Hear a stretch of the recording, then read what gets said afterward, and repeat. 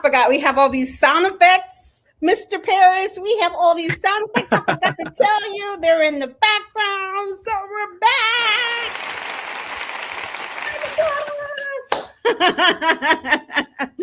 I'm super excited to be here. This has been an amazing opportunity to get this young man on my books, to share his story, to share his testimony. He's my awesome son. I'm so proud to have him as my son. We are talking about leaving an impact, leaving a legacy, and this young man is truly doing that, and I'm super excited. I'm so proud of him and Ariel, my baby girl. They're out here just living out here, doing their assignment, their purpose, leaving an impact for the world, being that light, that beacon light in their places that they're assigned to. It's just been an honor, a privilege to call him my son. Mr. Graham Parris. I'm so excited for you, son. Listen, we always talk about celebrate your win, and just share with us with the win that you can share with us so we can celebrate you. Yeah, it's been a big 2-3 weeks. Obviously, shameless plug as her husband, but Ariel released her first. Yes. And so I've been able to just watch her go on that journey, and that's just been so fun. But before that, within a week of each other, I graduated from my master's degree and got accepted into a doctorate program that I'll be beginning. Listen, I can't stop to hit that button because I'm so proud of you. I cannot wait to you start your program for your doctorate. Again, congratulations on your master's. I know you've been working on that for a while, and man, you are the picture of a great teacher. And I think it's so cool how even in your bio, you captivate that. You are a great teacher. And I'm so cool that you're going to tap into that as you work into your doctorate. And I'm excited to have special conversations with you, like how we had in the green room. We were on for like good 30 hot minutes, and we went straight to the left, but it was such great conversation. And again, it's been an honor and a privilege just to kind of see how you and Ariel out here, I know you guys have been married for 4 years, right? Yeah, that's right. That time has went by. Don't make any sense. How fast that time has accelerated.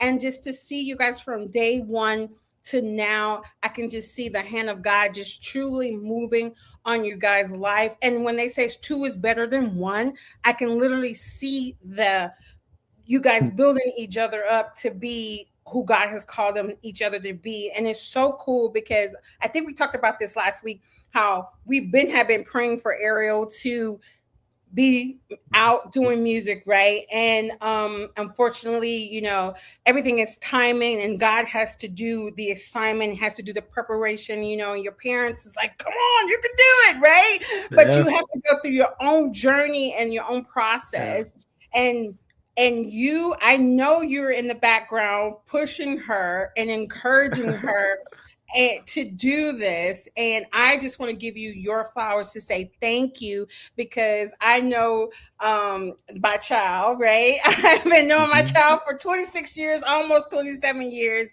And it takes someone that she can have a safe space to trust that gift with in order to step out into the world, to be a vessel that God partnered with to sing his praises, right? That he may be edified. So again, son, I want to thank you so much for telling, come on, girl, you got this. Yeah. Hey, look, she's so good. Easy to do. So it doesn't take much effort at all on my part.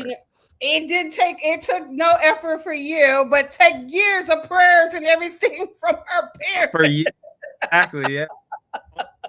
Her parents was like, oh my gosh, girl, and I remember the first song when she did the first song, and she called us and she surprised us.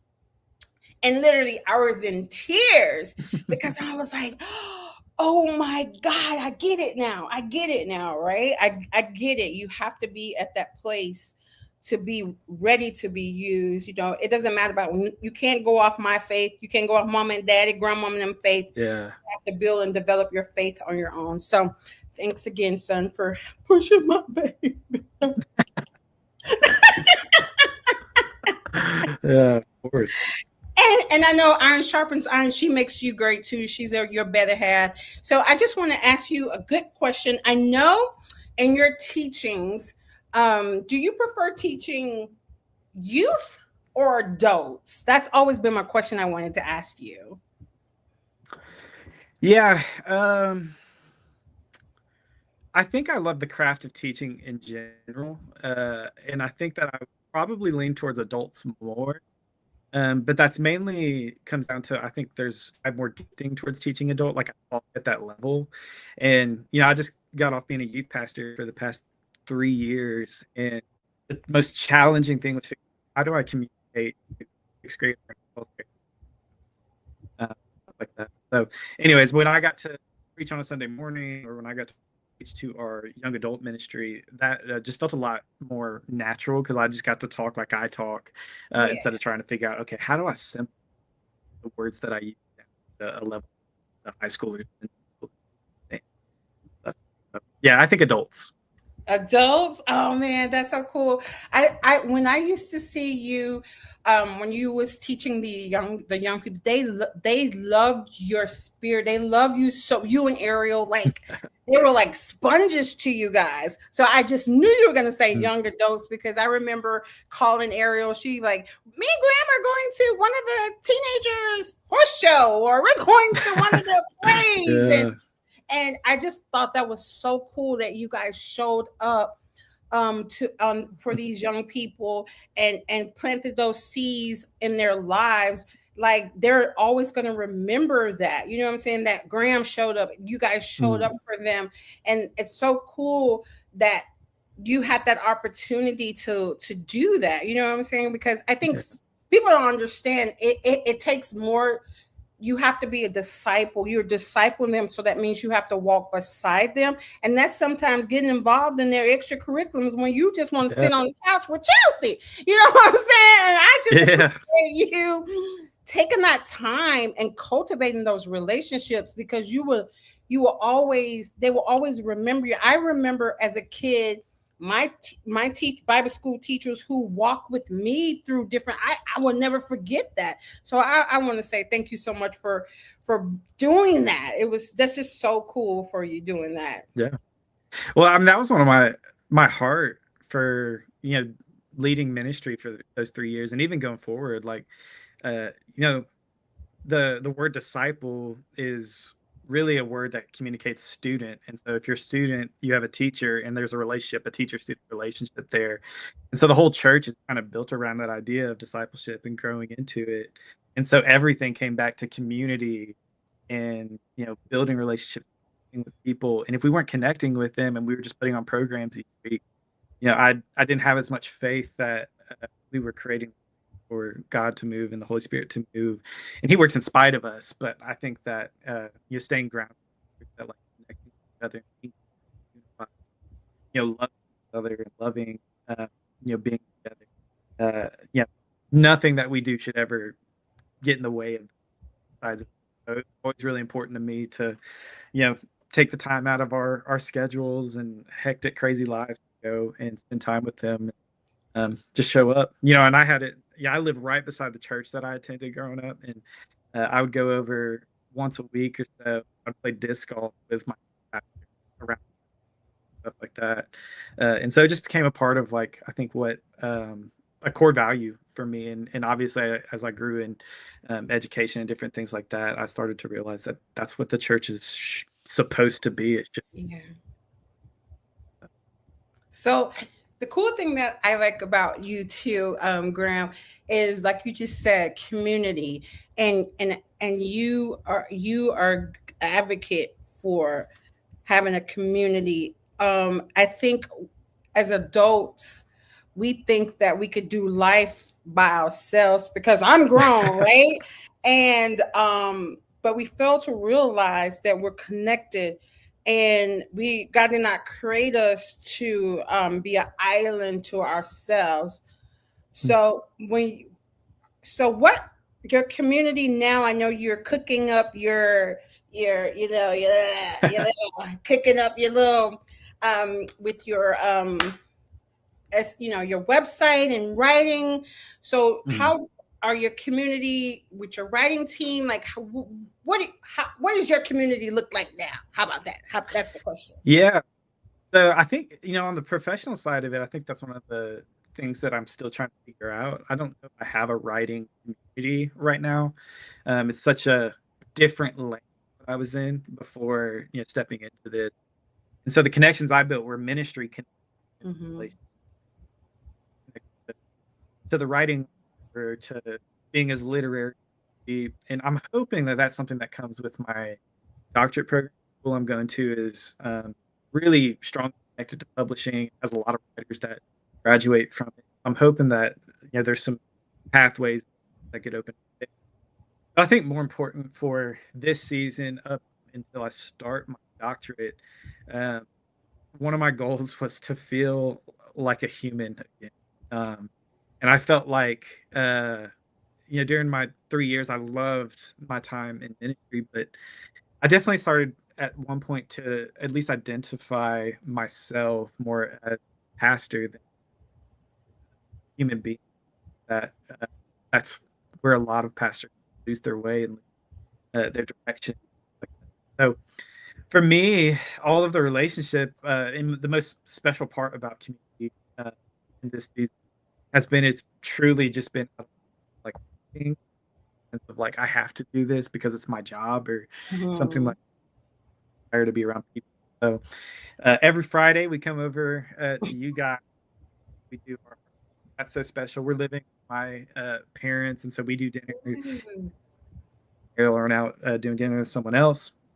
Every Monday night we go up and movie. That was the biggest blessing getting to move back. Spend time with her, and she's one of those elder people who know incredible inspiration. Like I want to figure out how to age like that and have joy. Yes. Life. And just trying to soak up what wisdom she has to. Absolutely. Just directly and whatnot. So you're going up and then one of the ones that has been kind of fun. So there's a field of study, and it's what I'll be studying in the doctorate called spiritual formation. And it basically talks about how the spirit is formed, like how our souls are formed. And one of the things is, we have spiritual disciplines, like whatnot. And Sabbath was something that me and Ariel, like, we're really, really passionate about. Yes. In Northeast Georgia, and so we would basically block off, like, we would go to the kids throughout the Fridays, we blocking that off. Yep. If there's an emergency, that was true for the day to other to be with God, God like that. And so we actually have some friends that every Thursday or every other Thursday we go over to there. Yep. And cook a meal together. We have habits that kick off, and then we have a candle that we light as we begin it to signify the. And then we just sit, have community together. Like, I think literally this last week, the wife of the asked the question of if you could give a chapter title to this season of your life, what would it be? So explain why, and just so beautiful that there's no like performance. Where are you at? You don't have to act like you got this together, right? Like, let's be together, watch a Braves game while we have a great conversation or something like that. So, yeah, that's kind of like the I guess the structure that we built. Yeah. I think with the Sabbath, we all need to tap into that. we really need to take that time. I actually today I was thinking, I was like, I'm running on E. And Mm, I think we feel like all these obligations and I got to do all these deadlines, and we never really, I have to learn how to really just shut down. Just take that yeah. Sabbath and just really just, honest to God, spend some good, stop talking to God. Just listen to, like I I do too much talking, you know what I'm saying? Yeah. And I think and that's what I'm learning. Like um I was one of the memes I seen TikTok. It was this guy. He has a business, and I think he said God gave him the instruction, the assignment to open up this business, and every day he gets up. It is so dope. Every day he gets up for his business. He goes into his office. He sets up like he's at his desk or whatever, and he has a CEO moment with God, because he said God is his CEO because he's the Mm, one who gave him the ability to produce wealth, right? And he's the mm, one who gave the assignment for to do the business that he's open. So he goes and he has a time set before he starts his business, whatever, and he has a daily sit down with Jesus mm, about what they're going to do each day for this yeah. business. Like he has and he calls it his business meeting, and Yeah. he's literally, and it was so, I mean, it was just so cool. He had his computer out, his his planner out, his everything. It was just so dope. And he was like, I'm about to have my business meeting with Jesus. I'm about to have my business meeting with God so he can tell me what we're doing. And I was like, that is just so to me, I was like, I get the principle on the business part, like that part, but I was like, man, I think that's what I need to do. So what I started doing is setting my alarm to, and Yeah. that sounds funny. I set my alarm, and I said, good, good morning, Jesus. That's I Yeah. set my alarm at 7:15 because I don't have to be at work to 8:30. And I wake up. Now some days I'm successful. I'll wake up, get up, and sit and listen. Some Yeah. days I am not successful, and I would like say I'll still say good morning, Jesus, good morning, first thing in the morning, right? And I need to get up and just get out of the bed. That needs to become my ritual. Just get out of the bed and start, moving and getting ready and all that stuff. But I just took a piece of that, and I was like, "You, this is a great way." I think sometimes we don't have that set time, right? That we I need that structure. Like I need that set time, not, I could get up and talk to God and Mm, have a good moment, and before my day begins. And I think that's the principle that he was saying, like, you're the first, right? Let me get with my mm, God to get the assignment of my day. And I just yeah. think to continue to start with that principle to do, because think about it, if he allows us to get up every day, that means there's an assignment in that day. You know what I'm saying? Yeah. And you need to talk to the coach before you get in the field, right? You need to get the strategies before you get into the field. I think sometimes we miss that moment and just think that we can just go out here and do it without talking to the coach. Like, hey, I know the games of life. I know the player. I know that I can help you. You know what I'm saying? Let's talk to me. So that's the thing that I've been working towards. What have you been working towards with you and God? Like some cool things you've been working with God on in this season of your Yeah. life. Yeah. So when I first, for those who don't know, I resigned in October from my ministry position. And, there's burnout, all sorts of stuff going on that just like led to where I felt like we were to move into something new and more direct step being season of wilderness, right? And so, yeah, I told you about chapter title that we talked about last Thursday.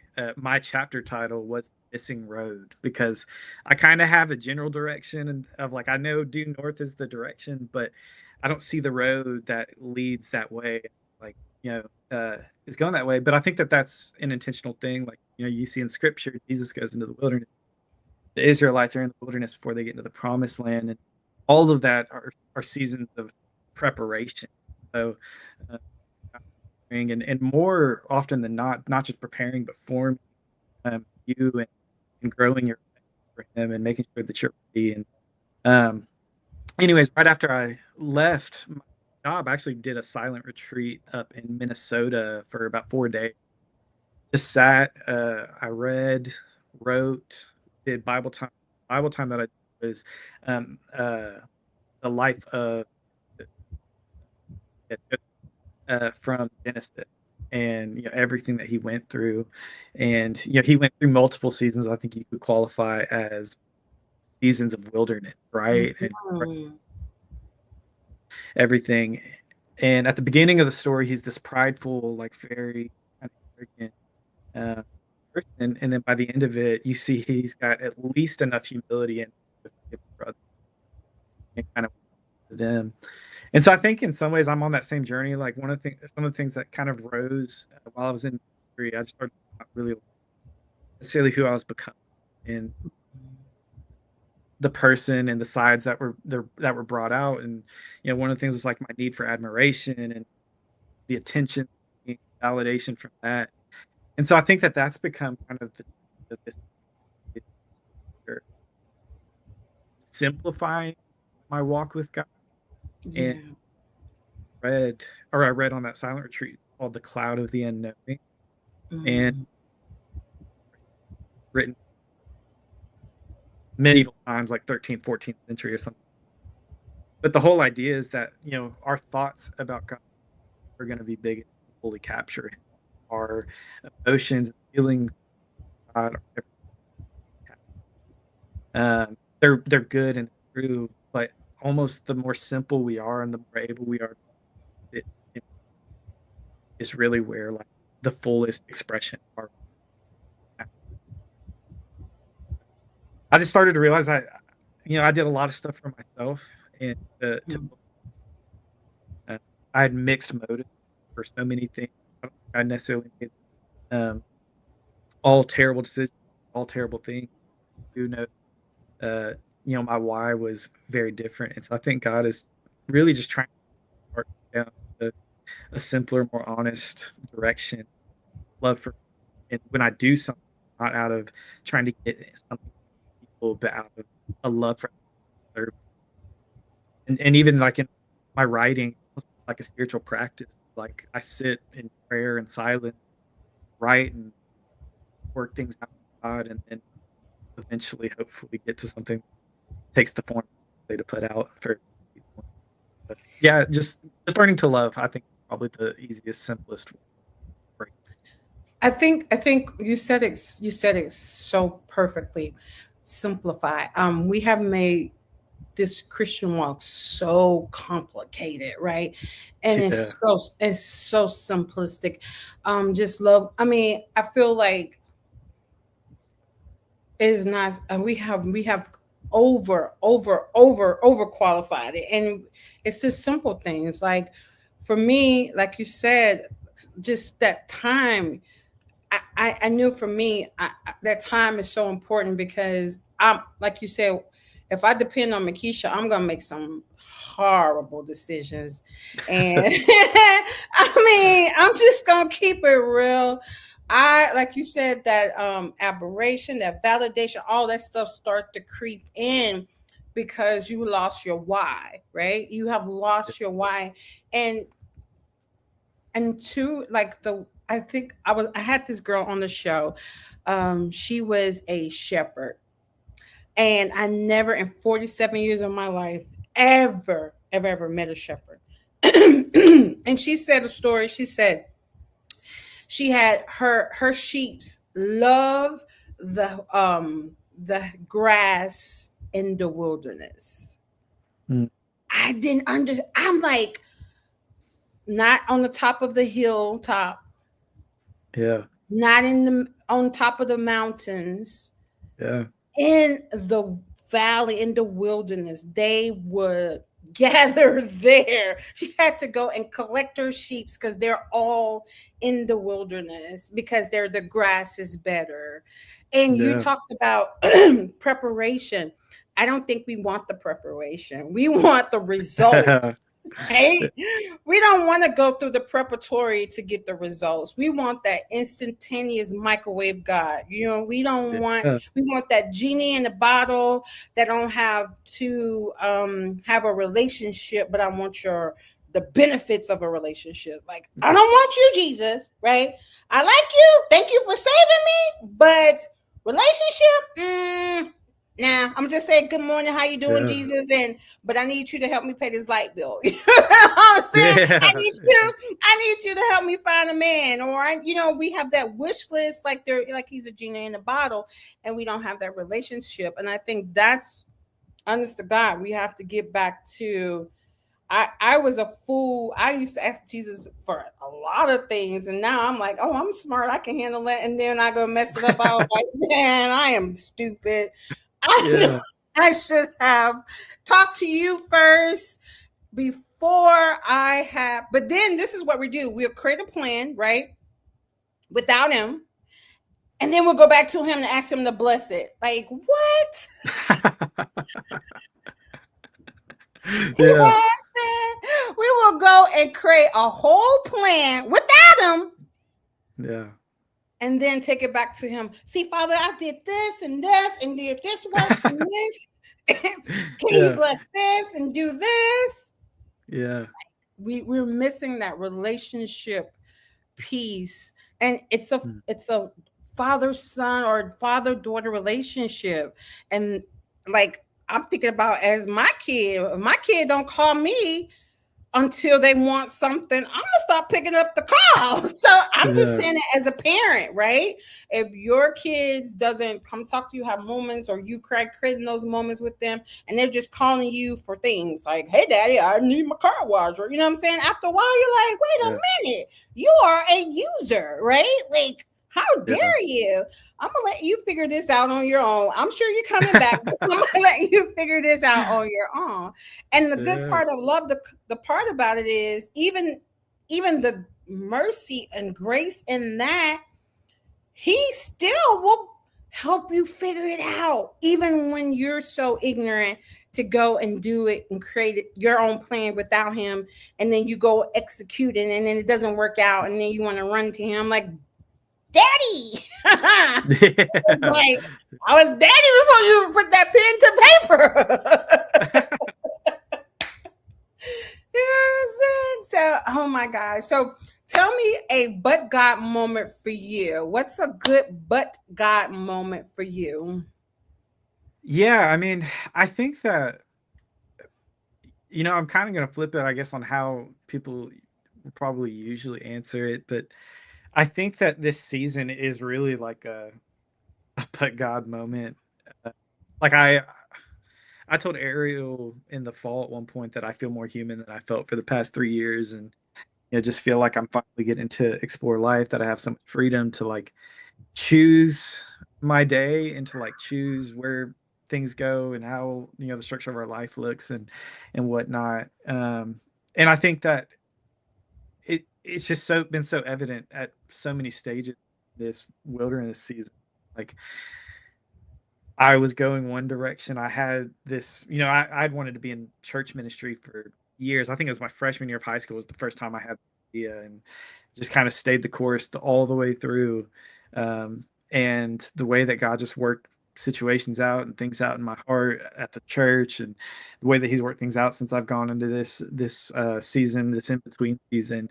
Um, I never would have thought that I was kind of had my affections turned towards writing, and that being the profession for me. Actually, I had my 8th grade teacher, was sat down in a parent teacher conference with me and my mom, told us that I wrote at a 3rd grade level in 8th grade, and just basically saying I was a terrible writer, everything like that. And as I got older and deepened in my faith, I started to notice my writing was getting stronger. And so my junior year, I had this great teacher in high school, and at the end of the year, she recommended me to go to the AP class for my senior. So I had gone through a big, moment and transition in my life with God, and had kind of like been atheist for 2 years, and then gave my life back to Christ my junior year. And junior year, obviously, like the that in writing. And then I ended up not doing AP because I wanted to go back to that teacher's class because she was going to level class that year. And from there, even when I got into college, my major didn't do standardized testing like multiple choice. It was all paper. That's all we wrote. Some were reflective papers, some were academic papers, some were something in between. And so I just had a lot of time to like cultivate that skill. And then my master's, same thing. I started to realize when I was, that my favorite part of was the writing. I like giving the and what, but I wasn't. I felt revived and like so much joy at the crafting part. I sat down silently working how I was going to structure. So just kind of developed this passion for writing. And when I sat down for a bit, I told myself I wasn't going to do anything. I was just going to sit and be for the remainder of 2025. And then when the new year hit, is when I kind of started up the blog thing. So this is so cool, son. Like, there's like a whole scripture right there. Like, in your weakness, I am made strong. Like, in your weakness, right? Because your teacher told you he's not, you know, and God stepped in and used that same thing that she spoke death over it, right? Mm. And amplified it for his glory. Yeah. Did you see that? Like, No. she spoke death. Your Mhm. son is not at a da da da da, but that's death, Yeah. right? But God stepped in, transformed your life, and used that same weakness that was dead and revived it for his Yeah. edification. Yeah. You see that? That That's is powerful. crazy. Yeah. That's a whole sermon right there. I In your know. dry bones, where things were people were spoken death over you, doesn't stop God for reactivating it and you it being a blessing to you and for you. Yeah. Listen, that It listen. who doesn't? Gives you a That whole is that just does my heart so, because literally when Ariel was like, now this is the funny part. Graham is he's on a retreat by his, I was like, on a retreat? What? He's on a retreat by himself with him and God. I was like, what? Yeah. That's a whole nother level of I need to be with God. You know what I'm saying? You done Yeah. went off to a whole cabin with just you and God, like you Yeah. know, that's a whole level of like, God, I don't want any distractions. I just want to hear you. I just need you to reignite the fire. You know what I'm saying? And just seeing you coming out, you know, because I can imagine you being at a place where your freshman year, you is like, God, I want to be in the ministry. I want to be used to do your will, your, you know, whatever, right? And then you get into ministry, and the ministry is not what you're thinking, like, or this is not what I signed. I don't know if I signed up for the right Oh, thing, right? And you're minimizing who you are, right? And the cracks started to come through, and then God said, "Nah, we're gonna flip it, and we're gonna go this way." You know what I'm saying? yeah. And I can see that. That's even with that. That makes you feel a little bit like people. You know, we talked about church hurt, right? You're looking in the lens of broken people, right? Mm. Hurting broken people. You know what I'm saying? Yeah. And because I know this story, right? And when that time that we talked on the couch, you were so excited because you had saw where God had elevated and been used, and you saw the fruit to turn around, that can literally mess somebody up, right? But instead, and most people, when they get into those situations, they run from God, right? They mad. I'm mad at God. I don't want to do this anymore. I'm over God, God, God, God. Instead, you ran to God, and he restored, and he's using that same gift that was like dead and revived. I just, that is a testimony in itself, son. Yeah, we have a good God, don't we? Yeah, we have questions. So one of the ladies said, "Atheist, why? What happened?" Yeah, so it's hard to know exactly what led to it, but my church growing up was really healthy. So I go or went to it my whole life. My family had been in the church for like 5 or 6 generations.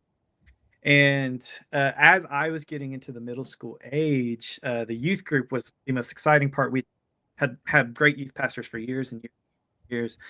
Well, right as I get in, the guy who was there, he was there for my first 2 years, and then he leaves. And then there's a youth pastor who came in for my 8th grade year. He left and kind of moved on. And unfortunately, I think the chopping really hurt the youth group. And so when I first started attending, we probably had about 100, maybe over 100 kids attending our group. And then I got to watch everything dwindle over the course of my time, 30 kids. uh, And so I think with all that discouragement, there's a lot of distraction. People were frustrated by like how the youth group ran. And so even adults weren't even necessarily focused on mentoring and things like that. They were focusing on how do we fix the ship and get more kids. It kind of left the kids who were still, without that love and care and things like that. And so I was kind of on my own, wrestling with faith. I didn't have many friends who were in faith and things like that. So I just could not, kind of got to the point where I could not fathom that God was real, and all sorts of things that I was with, and how big and grand and magnitude of the way that he healed. And it was my sophomore year, right at the end of the school year, before we were going to summer, I read a book called Jesus Greater Than Religion. Just started to like literally reading the introduction. I was sitting on the park bench in downtown Duluth Town Green, reading the book, and felt all of the doubt just kind of wash away through.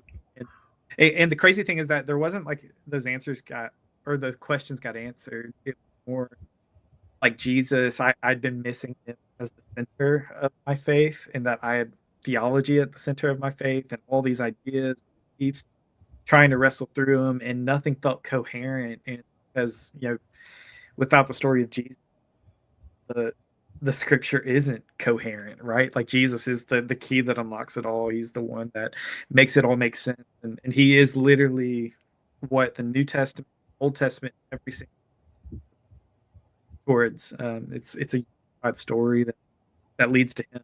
And so just read that, and it was again just getting away from some negative things our faith had kind of become at that time. And it was actually spoken word I wrote based on, or maybe vice versa, but just blew me away, getting to hear and understand Jesus, and that it is true.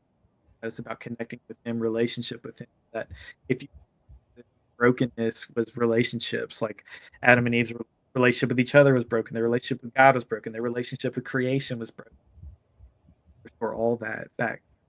So That, listen, that's the most important part, is um the brokenness. I think our pastor said it the other last, maybe not last Sunday.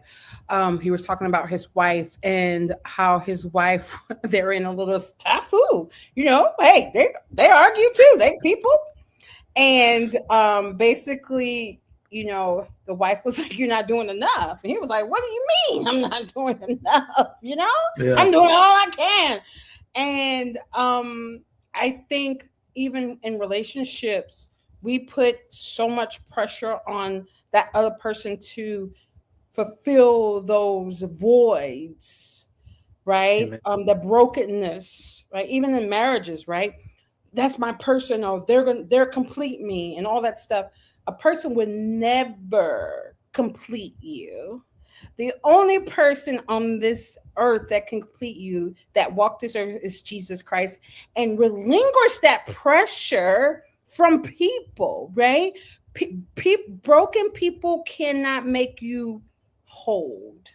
Mhm. The only person who can make you whole is the person who's already whole, and that's Jesus. And I think Yeah. we, especially as husbands and wives, we need to relinquish that. No one can make my Kevin can't complete Makisha. Yeah. Kevin all the things that I my holes, or I'm expecting him to do to complete me, he doesn't have the capacity. He was never designed to have the capacity to complete me. Mm. So I think we have to relinquish that pressure from people. And once you lower the expectations to saying, it's okay, and it's all right. You don't have the capacity to do that, and I'm okay with that. Only person who can make me whole is Jesus. You know what I'm saying? Yeah. That'll eliminate a lot of stress when you do that. You know what I'm saying? Because Yeah. it's just impossible for a human to make you whole. It's just not. Yeah. God did not design us to Yep. rely on no one but Him. Yeah. Husband, wife, sister, brother, friend. The only person who can heal those broken spots, close those broken wounds, is the master, because he's the one who Yep. created and designed you. Why would I go to another creation Yep. to complete what the master had sculpted together? Doesn't make sense, right? I have to go back to the master who created the design, because he gave me the instructions. He has a manual to make it better. You know what I'm saying? And I think that's what we have to relinquish from people. Like, dude, it's okay. and Yeah. and you have to realize too that you may be 100% giver in a marriage, like, I'm a server, I'm a server, I'm a server, right? Serve. But then we get mad when our Yeah. husbands or my wives cannot serve to the capacity that you can serve to. Again, we take scripture and we break it for ourselves, right? We don't read the full context, right? Oh, you want me to submit to you, and you supposed to love me as Christ loved the church. 100%, 1,000%. But if that young man or that person doesn't have the capacity to pour from an empty cup, why are you Mm. expecting that? They need to go and sit with the master and get Yeah. filled. And then you go sit with the master and get filled. And then by that time, you guys are pushing down. You know what I'm Yeah. saying? Yeah. You know what I'm saying? I think that's the part that we have to start practicing. And that's when you will have, that's the success of a great relationship. Relinquish those expectations. And Yeah. not saying that you shouldn't serve your husband or your husband shouldn't serve you. I'm just saying, I know me, I may have a little bit more to give than Kevin has to give because of his daily responsibilities. I'm not gonna get mad. Oh, stomping around the house. Yeah. Why you ain't doing it matching the way I'm doing? Yeah. You know what I'm saying? So, Yeah. son, like I said, thank you so much. Oh, talk about your blog, your website, what you're up to, what you're cooking, like how people can connect with you, all that good stuff. Yeah. So part of my exit from ministry involved actually getting rid of all my social media. So I kind of went off the face of the earth for a little bit. Anyway, I started writing. I think I've written 7 essays now. They're very literary, like they don't they don't fit my voice like how I talk, but I want the writing to be excellent, like it to be. I think sometimes we have great ideas and beautiful ideas, but I want the writing and the way it's communicated to also be beautiful. So that's kind of been what the journey has been, kind of to develop that muscle of way. Um, and it's called this. The website is sacredordinaryjournal.com. Uh, and basically the idea of the whole blog, or the thesis of the blog, is we get very, very caught with the mountains and valleys, right? In our walks. And I think the biggest, most powerful lessons that we're missing are the ones that are in that like happen, the in between, that aren't like, oh, this is crazy cool, or this is. And so really the goal has been to write about life, and for example, me and Ariel are growing tomatoes this summer, and so my next blog is actually a lesson about tomatoes, and essentially about how, as tomatoes grow older and get younger, and everything, or grow older and start to bear fruit, they aren't able to hold up the weight of fruit, and have to tie them and find support them so that they can continue to bear fruit and things. Mhm. And I feel like that logic is so opposite from how we think about growth, of like, we think of growth as becoming independent and being able to do it on my own more and not needing as much help because I can do this. But tomatoes kind of have this lesson for us, if we take it and see that, as we grow, growing is really to allow, and to allow people to have a role in for your life. Be blessed with that. So that's kind of what the essays do. Is it writes about mundane things that you're like, why is this guy writing about a tree, or why is this guy how I automate my, like that's literally one of the days, stuff like I that. think it's Trying to help it be. So I think it's good though because um Jesus wrote in parables, right? So it's great that you're able to captivate a story and tie it back to the word, right? Or mhm. a spiritual principle, right? And I think we talk about simplicity, right? And that's a simplicity way to look at it, right? Like Mhm. tomatoes, like I don't know nothing about no tomato. I don't even like, to be honest. I used to like tomatoes. I came to the point that my appetite has changed. Yeah. Bro, I don't like ketchup. I don't like ketchup, and I don't like tomatoes. So like when we go out to eat a burger and whatever, and they're like, "What do you want on your burger? Please don't put no ketchup and please don't put no Yeah. tomato." Like, but I Yeah. used to eat that because I'm from Mississippi and we eat tomatoes. Every year, you have tomatoes and fried green tomatoes. Like my appetite has changed. I don't want tomatoes. So, but just learning how to grow them. I mean, such a story. Mhm. It's such a spiritual principle in planting, right? Because one thing I did learn is when you have a seed, when it goes in the ground, it dies, and we don't Mhm. want to die. We don't want to die to self. We don't want to die. We Yeah. want to continue, like you said, we want to continue to be independent and grow and stuff. We don't want to have to be pruned. Pruning is Mhm. not a good feeling, right? Kevin had to prune our he had to prune our rose bush. And I was like, why did you cut it so short? Like, what are you doing?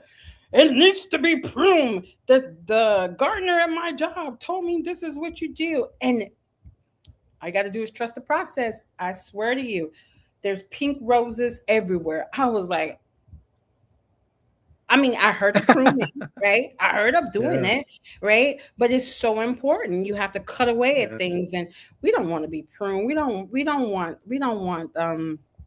to go through that process. So, where they can Yeah. find your blogs again, son? Yeah, sacredordinaryjournal.com. And when you log into it, it'll pop up, with a little, part where you can put your email in. Anytime that I send out an essay, it'll go straight to box. So they'll be able to find it all right there. You to- yeah. Well, you my dog. You my road dog, Jesse Jane. I'm so proud of you. It's such an honor to again have you take part of this journey with Ariel and myself and Kevin and your parents. And man, it's been 4 years. I'm still like not my brain can't wrap around that. It's been 4 years since you guys been married, and man, I Yeah. truly have seen God hand truly move on you guys' behalf, and it's just such an honor to see this. And I just continue to pray that you just go forward and continue to just stay on assignment, continue to just have those quiet time with the Father as He continue to download things in your mind so you can go and use it in your writing to help people understand and tap into simplicity of who he is, and let us not make it over compass com it's just over the top.com. He is not that, he truly is a good father, and I'm just grateful that he's allowing you to be his partner to, as you put your pen to paper or whatever, your fingers to the keyboard, however you were doing it,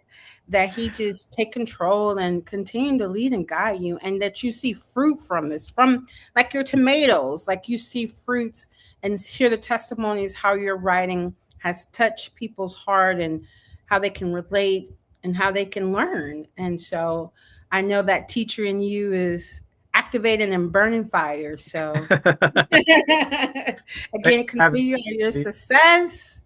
So proud of Yeah. you, son. No, thank you. It's been such a joy, and I just getting to, know. yeah, I be know. on this and your gifts and like that. So special. Thank you, son. I'm again appreciate. We'll follow through with you. I'll post all of your writings, your where they can see your website at, and congratulations again on your masters and continue to working towards your doctor. When do your doctorate program starts again? Yeah, so it will start in March 2027. So I'll go. Well, actually, I won't go anywhere, but I'll start in March, and we start with reading, and I think in May we'll have our first like 1 week intensive.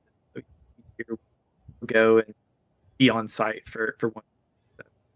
Dr. Parris, I'm so proud of you, son. You said you wanted to be a doctor, and I just you're on track. You are on track, and just keep going. Stay motivated. Keep your time with the Father, and He's gonna.